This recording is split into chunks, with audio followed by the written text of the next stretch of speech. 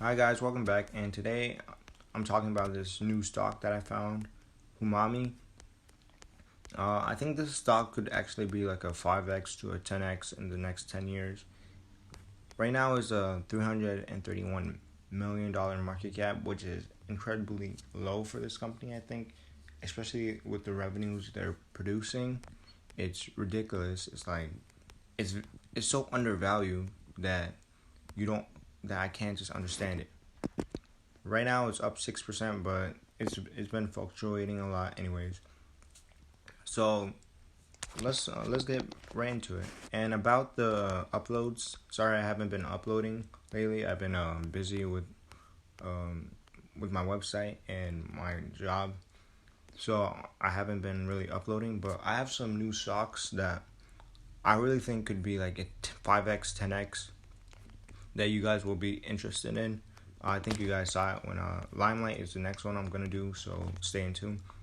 Uh, so Huami is like a company that sells they sell smart watches. You know those watches, like it's not like an Apple Watch, but you see those watches everywhere that track your data on like how many steps you're doing, how many push-ups, your heart rate.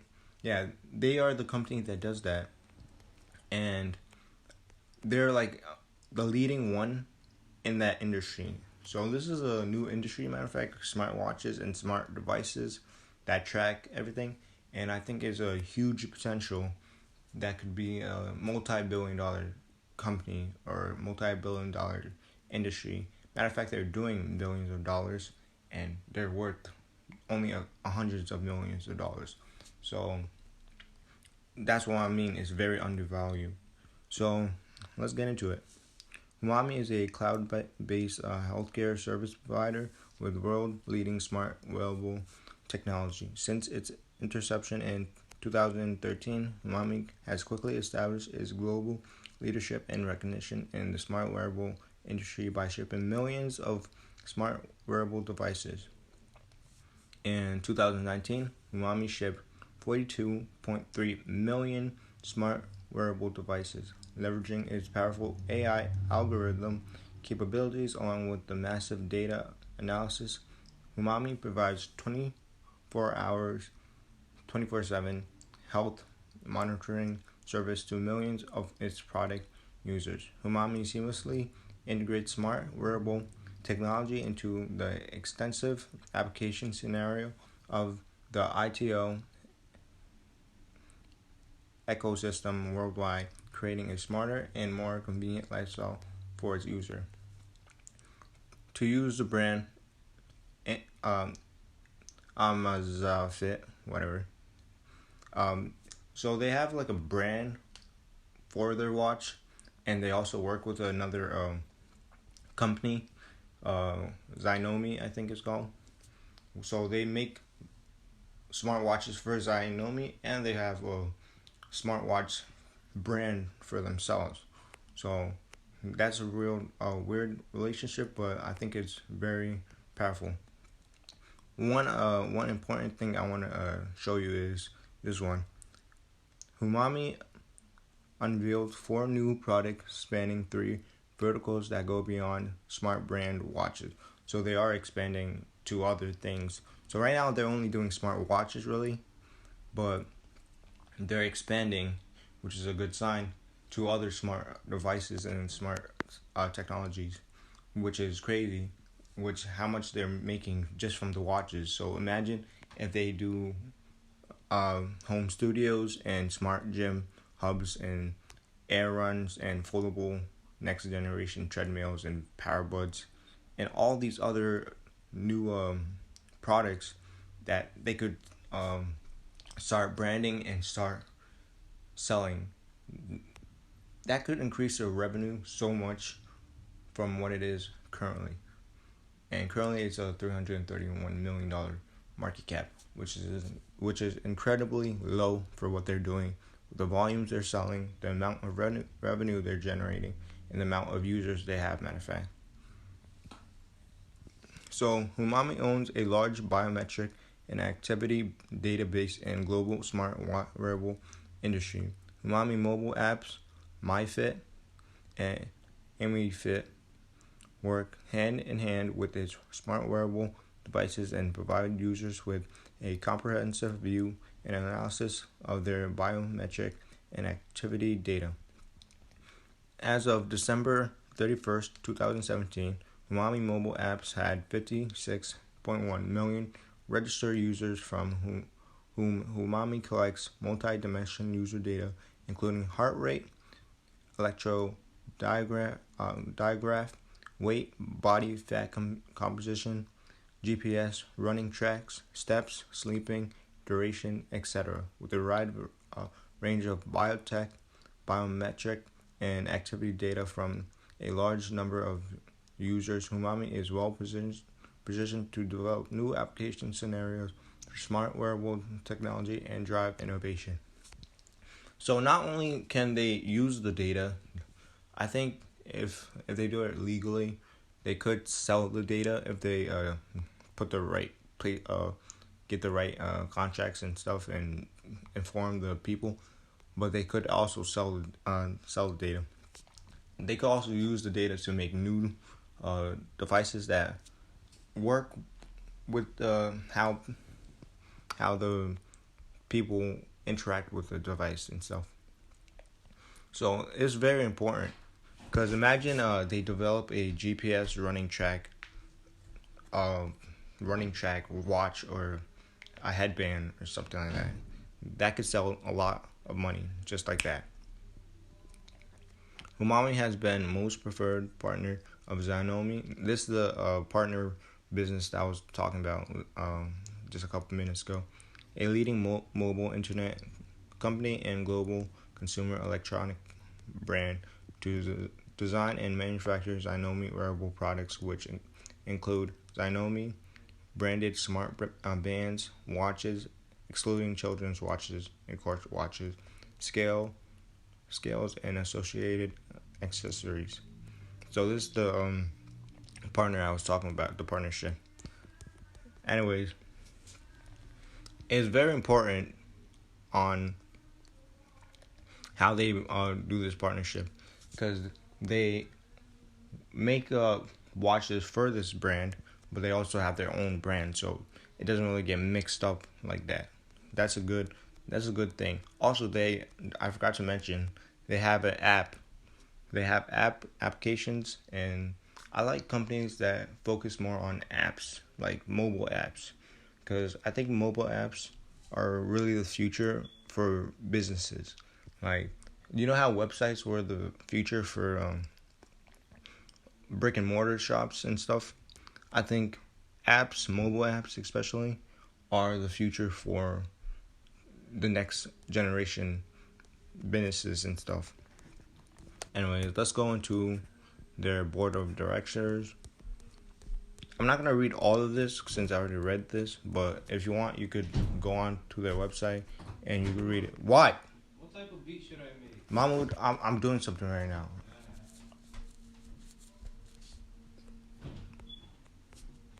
Board of directors. So, their board of directors is Mr. Wang Hyun, that's the CEO. I'm going to read a little bit of the CEO since the CEO is the most important. The rest you guys could just read. You could come on this and you could just read it. They all have some experience in their field, obviously. I wouldn't buy a stock that their boards of directors have like zero to little experience or know what they're doing exactly. So Mr. Wang Hu is our founder and has served as the chairman of our board of directors, our chief executive officer since our inception. Mr. Hang is a serial entrepreneur with significant experience and expertise in the technology and internet sector in China. Mr. Hang founded Huami in December 2013 to develop and manufacture and sell smartwatches devices. Prior to that, Mr. Hang founded I'm not gonna even pronounce it. sorry for the if I'm killing these pronunciations and stuff. Um, but if you guys want to read the more of it, you guys could just come and read more of it. I already read this whole page. Matter of fact. Well, let's go into the finance. So, the finance. This is their quarterly or earning for 2020. It was September 30th. That's like the time period. So let's go down. So Huami Corporation today reported revenues of $329.2 million. So you know how I said their market cap was 331 million, right? They make basically they're over their market cap in a freaking quarter, and they make billions of dollars every year, and they're worth only hundreds of millions of dollars. Maybe there is a risk to this company, but the risk is very minuscule to what it could become and what it's already is, to be honest. Third quarter units and revenue growth of 16% and 20% respectively was predominantly driven by the shipment of Xiaomi Mi Band 5, continued geographic expansion, and the effect of improved economic condition in many regions, said Wang Hu, chairman and CEO of Huami. We will continue our strategy as a value leader, leveraging our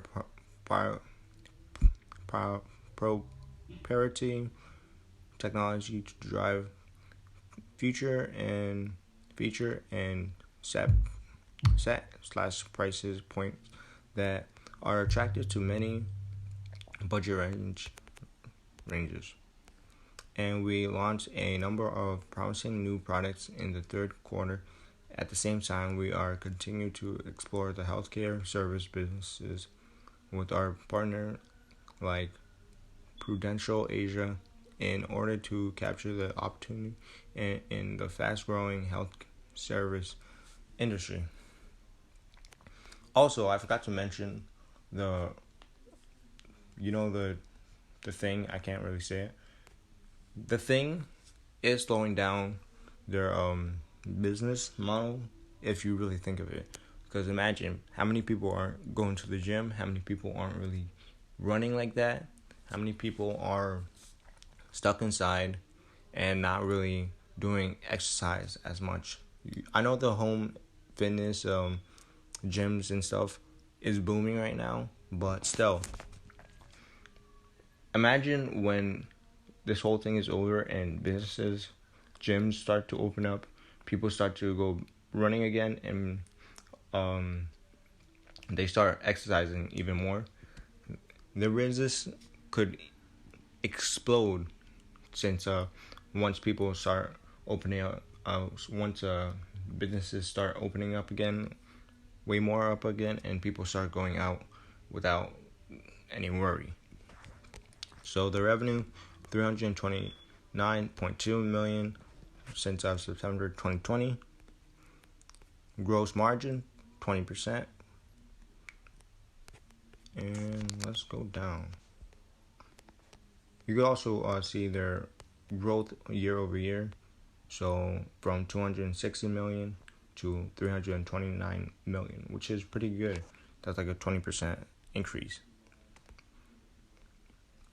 And if we look at 2018, their corner.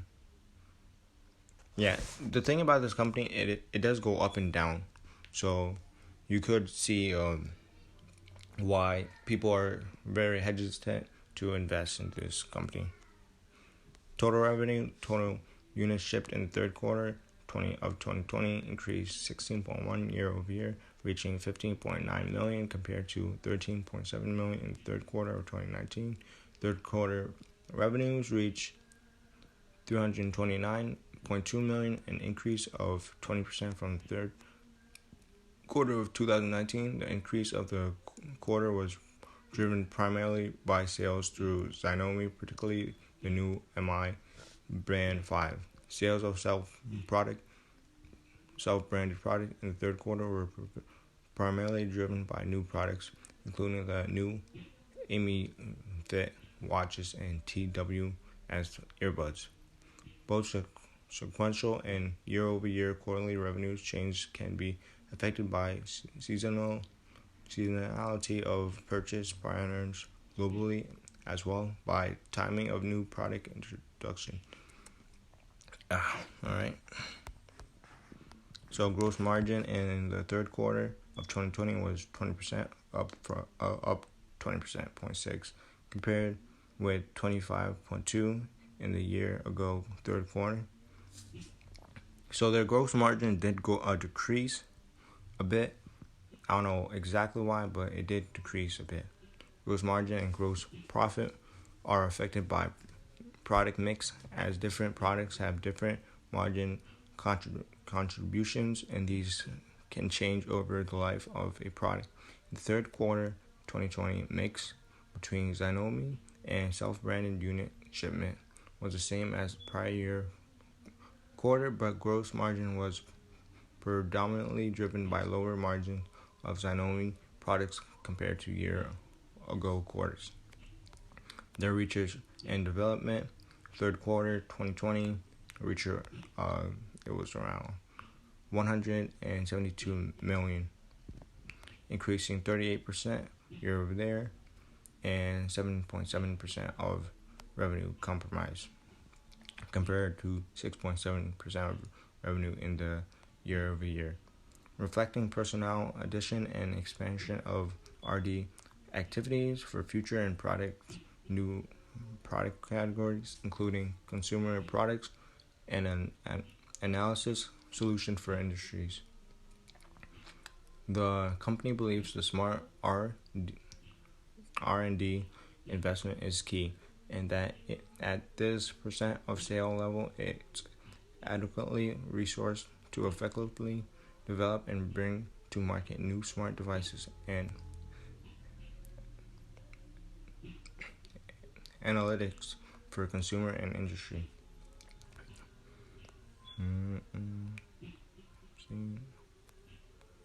So sales and marketing expense for the third quarter of 2020 was 115.6 million, increasing 104%. So their marketing did increase a lot and comprise 5.2% of revenue compared to 3% of revenue in the year quarter. So that's why they have much higher revenues, because they're spending more on getting sales. Probably because the new products they're promoting, and they wanted to create awareness for these new products.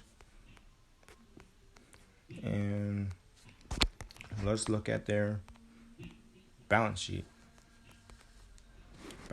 Income statement. As you can see, their income statement, 5.8 billion in 2019, cost of revenue 4.3 billion, gross profit $1.4 billion. And if we look at their past, 3.6 billion revenue 2018, and 939 million gross profit, same way 2017. So their revenue is growing year over year, and their gross profit is growing as well. And then if we look at their balance sheet, their assets is pretty good. That's why I said it's a very undervalued company. So their total asset was 1.4 billion in 2017, 3.2 2018, 5.1 billion in 2019. Their liability for 2019 is 2.6 billion, and their total capitalization was $2.5 billion. All right. So their total tangible book value in 2019 was $2.4 billion. So they're worth around $331 million, and their tangible book value in 2019 was $2.4 billion. You see how undervalued that company is? Plus, right? Plus, they've been growing their book value year over year too. So they had only $214 million book value 2017 compared to $2.4 billion in 2019. That's crazy, right? Same with assets. If you look at their assets has been growing, but their tangible book value has been growing significantly. It's like crazy. And then cash flow.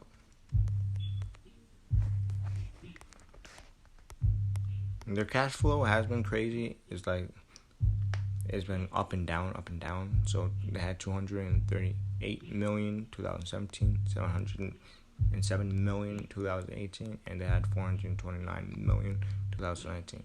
I think they could easily get past through this situation with this whole business shutdown. So I think they'll be pretty good. Their free cash flow is 381 million. 638 million 2018 and 216 million. Like I said, I think they're in a good position where they could buy any company, not any company, but they can buy a company if they want. So they have leverage if they find an opportunity. Plus, I think they could get through this whole situation pretty easily with $381 million free cash flow, and they have little to no debt, to be honest. So repayment of debt, their debt is actually pretty low compared to how much assets they have, and that's why their tangible book value is increasing significantly. So this is a very good company that I think has the potential to become a multi-billion-dollar company, and it's only at $331 million market cap. That's several times what it could be if I invest right now.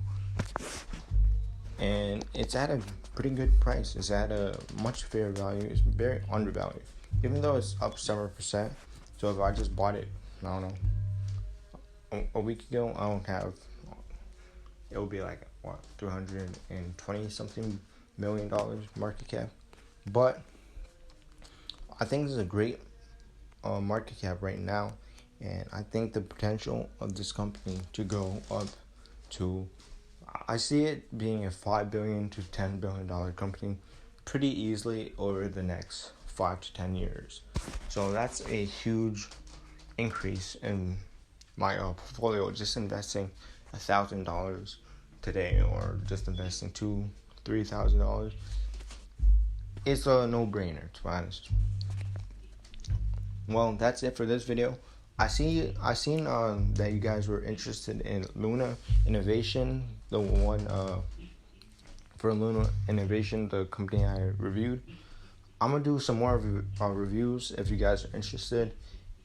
Like, subscribe. Yeah, peace out.